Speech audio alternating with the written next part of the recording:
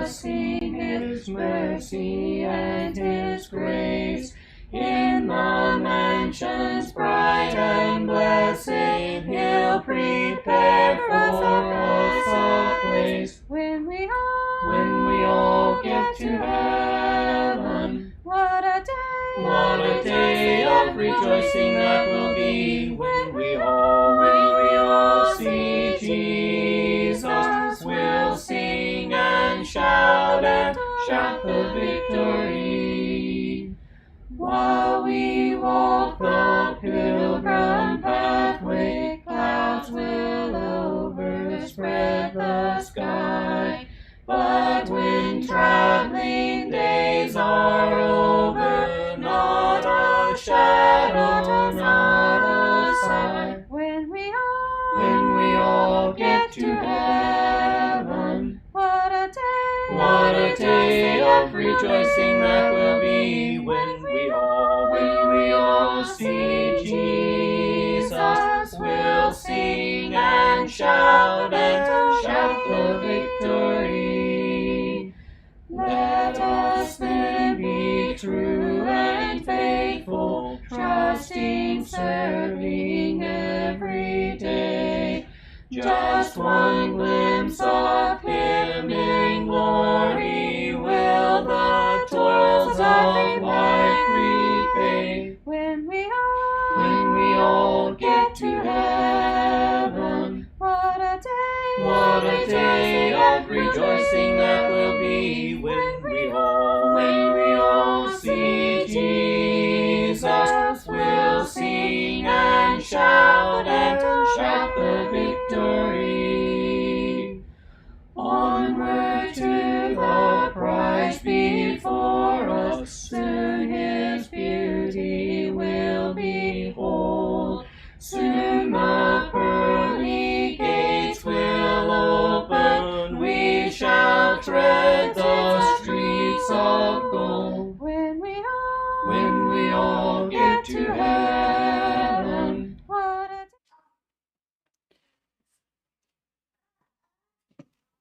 Looking again at John chapter 21, this time verse 18. The scripture says, "Truly, truly, I say to you, when you were young, you used to dress yourself and walk wherever you wanted. But when you are old, you will stretch out your hands, and another will dress you and carry you where you do not want to go." We read a few moments ago from the beginning of this chapter. We know that this is the third appearance that Jesus made to them after His resurrection. They're out fishing. They've been fishing all night. He stands on the seashore. He tells them to try on the right side of the boat. They do. They catch 153 fish. He calls them into the shore. They eat a breakfast of fish and bread. And then there's that exchange that we read between the Lord and Peter. And after asking Peter 3 times, "Do you love me?" He says this to Peter: "When you were young, you used to dress yourself and walk wherever you wanted. But when you are old, you will stretch out your hands, and another will dress you and carry you where you do not want to go." The fact of the matter is, life on this earth is limited in a multiple of ways. Peter, in this particular context, is being warned about the eventual nature of his death. That it's going to happen when he's old, that it's going to happen when he's not able to care for himself and control for himself, but that he's going to be carried away and brought somewhere that he does not wish to go. We're also reminded by these words that our bodies age, that they can give out, that we might eventually rely upon others to dress us, to tend to our needs, to carry us around. There is one thing that I have learned from talking to many people who have found themselves in that situation, and that is, it is humiliating and it is frustrating, and I have yet to talk to anyone who likes it. But that is the fact of living in this world, that this sometimes can happen. Sometimes it happens even earlier in our life as a result of some disease that we might be stricken with or physical abuse that we or someone else places upon our body. It's the way of this world. It is one of the many reasons why we should not put our confidence in the flesh. That's the nature of the flesh, as we talked about this morning. These things are perishable. Everything in this world is perishable. It was made that way. It was intended to have a shelf life. It was intended to come to an end.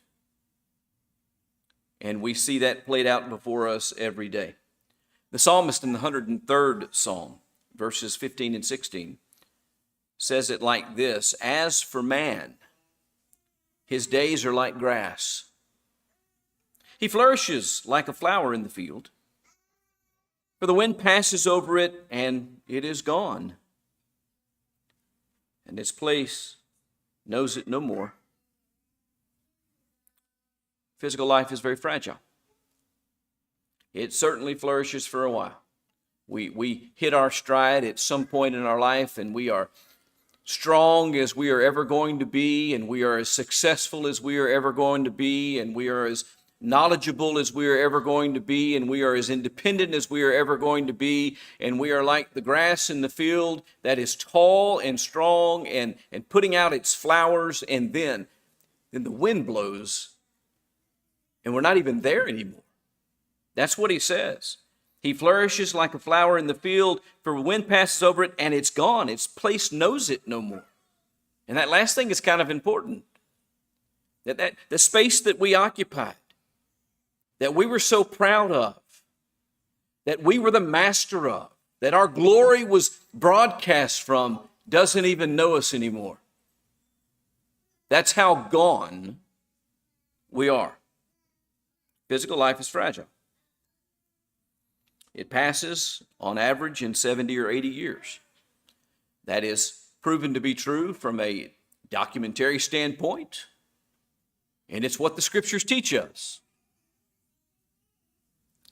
Then our bodies die, and our bodies return to the dust from which they were formed.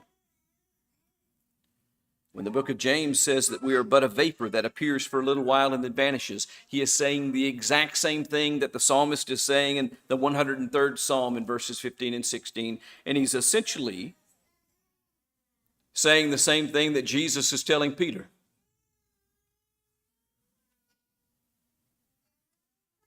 If enough years pass on this earth after we die, it is the unavoidable fate that we are going to be forgotten altogether by anyone who is alive and remains. We're going to be completely forgotten unless there's some great amount of effort that's put into trying to recall and remember and acknowledge us. This is why we're given a memorial to keep in remembrance of Jesus, so we don't forget him. I want you to think about that for a moment. Here is God with us, a man that walked on this earth, that calmed the seas, that worked miracles, cast out demons, gave the blind sight, made the lame to walk, healed men of leprosy, brought people back from the dead, died on the cross as a sacrifice, was resurrected the third day, walked among men after the resurrection, talked to them, let them handle his body, ate food with them, as we read earlier in the service today. This man who accomplished so many things, so amazing things. People were astounded when they listened to him teach. Many were astonished when they saw his works. Many were afraid of what they saw. And he would be forgotten.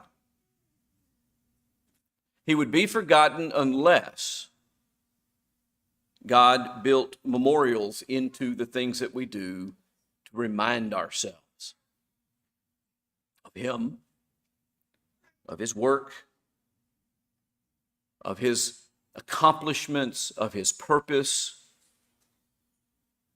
And if the world can forget about Jesus, it can certainly forget about me.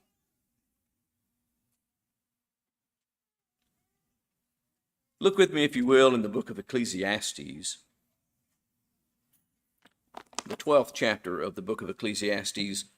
We'll start at the very beginning of that chapter.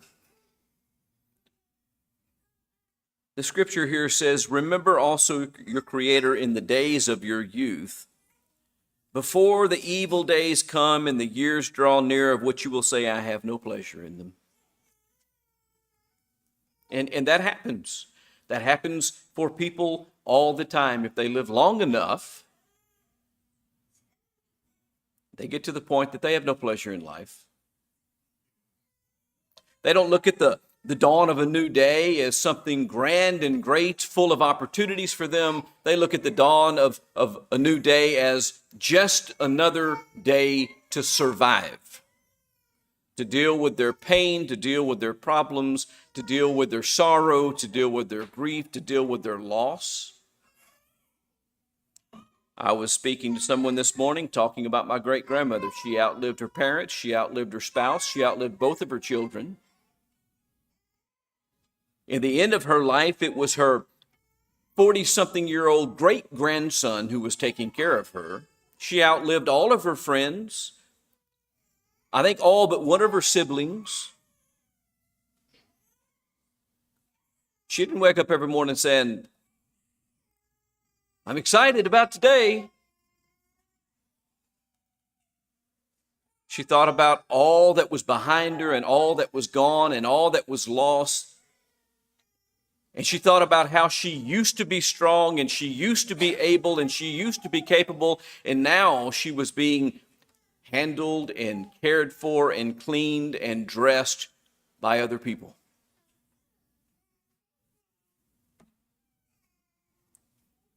Remember your Creator in the days of your youth, before the evil days come and the years draw near, of which you will say, I have no pleasure in them. Before the sun and light and the moon and the stars are darkened and the clouds return after the rain. You know, the rain stops, the sun comes out, everybody gets cheerful, but he's describing here that there's just more clouds behind the rain. In the day when the keepers of the house tremble and the strong men are bent, the grinders cease because they are few, and those who look through the windows are dimmed, and the doors on the street are shut when the sound of the grinding is low, and one rises at the sound of the bird, and all the daughters of song are brought low. They're afraid also of what is high, and the tares are in the way, and the almond tree blossoms, and the grasshopper drags itself along, and the desire fails, because man is going to his eternal home, and the mourners go about in the streets. He's just describing when your strength fails. He talks about the idea of being afraid of what is high. Look, you finally get to the point where you're afraid to walk across the room. I had someone tell me just this morning, I said, how's your week been? He said, it's been pretty good. I hadn't fallen.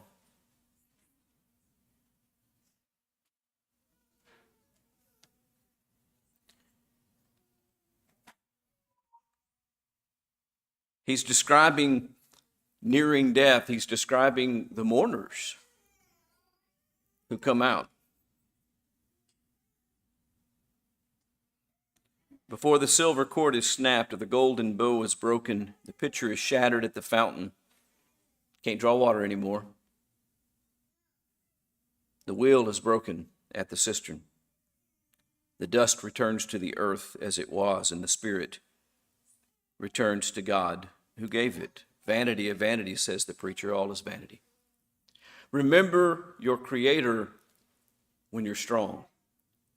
Remember your Creator when you're young. Remember your Creator when you're able. Remember your Creator when you are that grass in the middle of the field putting forth your flower, and you are the master of your own destiny. Remember your Creator then, not just when you're old and feeble. Look with me down at verses 12 and 13. My son, be aware of anything beyond these. The making of many books there is no end, and much study is weariness of the flesh. The end of the matter. All has been heard. Fear God and keep his commandments, for this is the whole duty of man.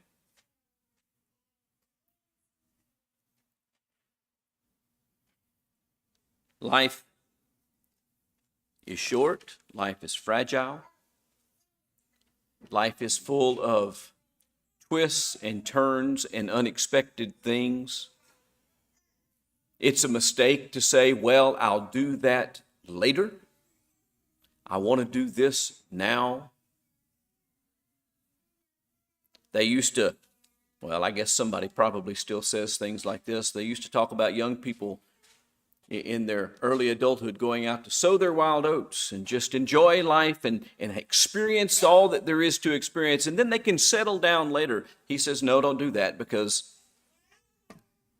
the wind blows and you're gone.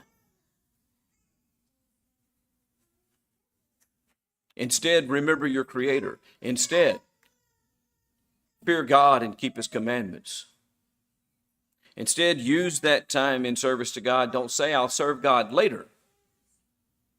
Say, I'll serve God now. Don't say, I'll serve God after I get my education. Serve God now. Don't say, I'll serve God after I establish myself in my career. Serve God now. Don't say, I'll serve God after my children are grown. Serve God now. Don't say, I'll serve God after I enjoy my retirement for a while. Serve God now. Philippians chapter 1, verses 20 through 23.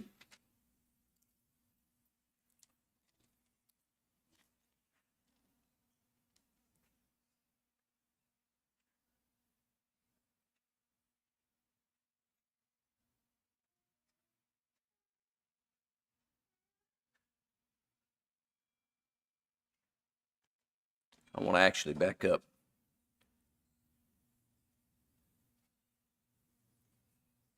to verse 9, the phrase right before verse 19. Yes, and I will rejoice, for I know that through your prayers and the help of the Spirit of Jesus Christ, this will turn out for my deliverance, as it is my eager expectation and hope that I will not at all be ashamed, but that with full courage, now as always, Christ will be honored in my body, whether by life or by death. For to me to live is Christ, and to die is gain. If I am to live on in the flesh, it means fruitful labor for me, yet which I shall choose,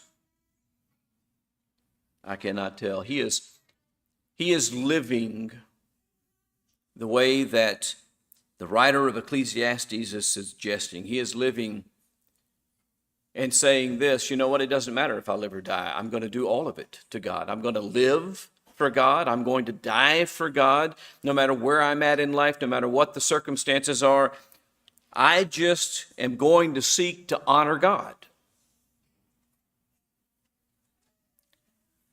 That's what we have to search for. That's what we have to find in our minds. That's what we have to understand about life.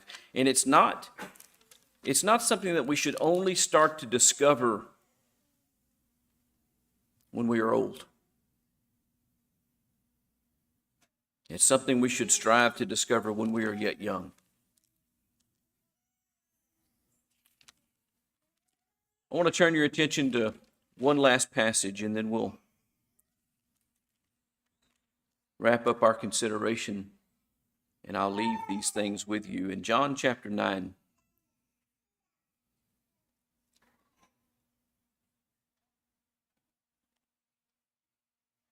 Jesus is passing by. He sees a man that's been blind from birth. He's asked whose fault this is. Jesus said it wasn't that this man sinned or his parents, but that the works of God might be displayed in him. And this is what I want to concentrate on. Look with me very closely at verses 4 and 5. We must work the works of him who sent me while it is day.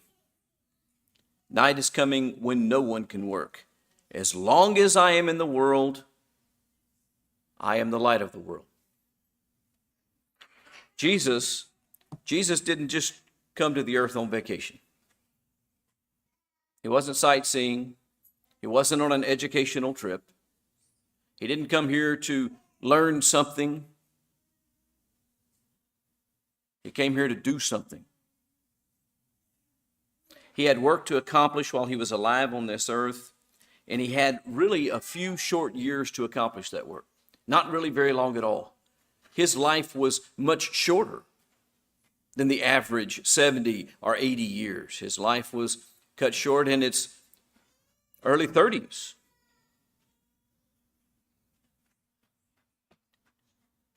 He had to do that work in the few years that he had before his departure arrived. He knew his departure was going to come, and that's what he's saying here. We must work the works of him who sent me while it's day. I'm here. I have the opportunity to work. Why is this happening? So that I can do what God sent me to do, what the Father sent me to do. Night is coming. You don't work at night. You work when the sun is up. And as long as I am in the world, I'm the light of the world. It's my duty to shine forth the light of righteousness. It's my duty to teach. It's my duty to proclaim. It's my duty to show people God. That's what he's saying to them. I have work to do, and so I need to be doing it now.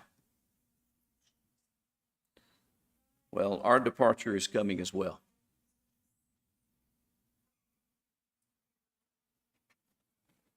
We have to work while it's day, because night is coming when we will not be able to work.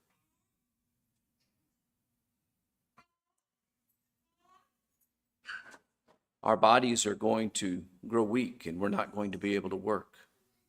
Our balance is going to leave us, and we're not going to be able to work. Our speech is going to leave us, and we're not going to be able to work. We're not going to plan for it. We're not going to think that it's going to happen tomorrow, but it's going to happen. We may be 30, we may be 40, we may be 50, we may be 20.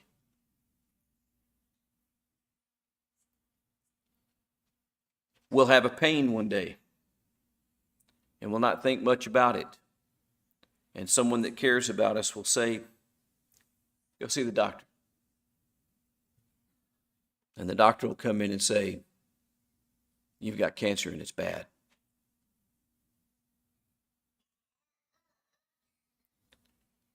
Or you'll be out engaging in some activity that you've done many, many times before, and something will just not work right. And it'll be just the beginning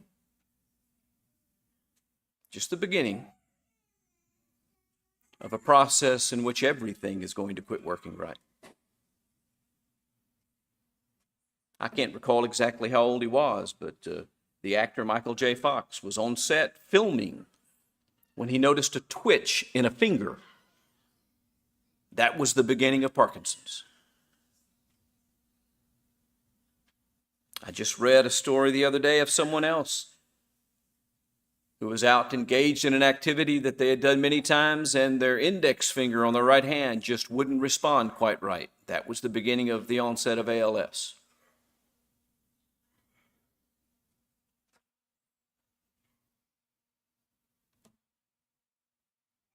These people were not old, but these things came to face them, and they'll come to face each one of us. We may have decades left. We may have weeks left. We may get the diagnosis and think we've got it beat,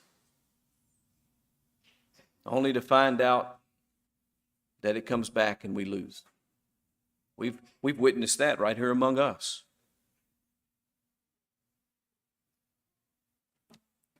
The scriptures from beginning to end warn us that we should always be ready,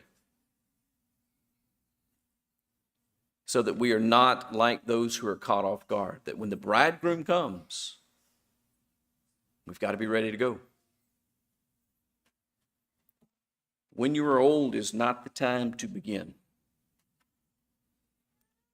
When you are old is the time to longingly look forward to the end.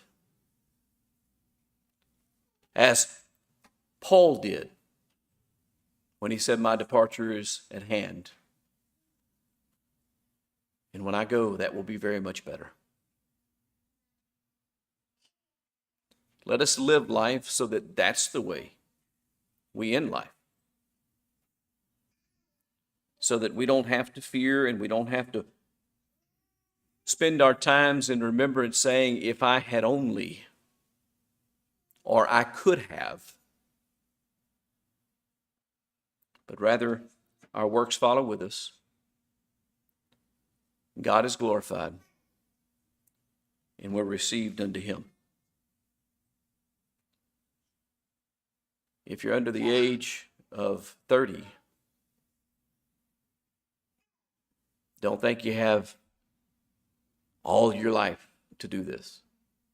If you're under the age of 20, don't think you have all your life to do this.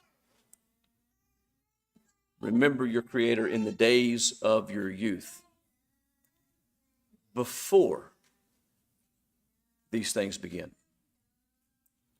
Make the most of the life that God has entrusted to you. Bring glory and honor to him. Fear God and keep his commandments. This is your duty. And you will be rewarded for doing so. If we can help you in any way, let it be known as we stand and sing. Walk with the Lord. Sing the wondrous love of Jesus, sing his mercy and his grace. In the mansions bright and blessed, he'll prepare for us a place. When we all get to heaven, what a day of rejoicing that will be. When we all see Jesus, we'll sing and shout the victory. While we walk the pilgrim pathway, clouds will overspread the sky.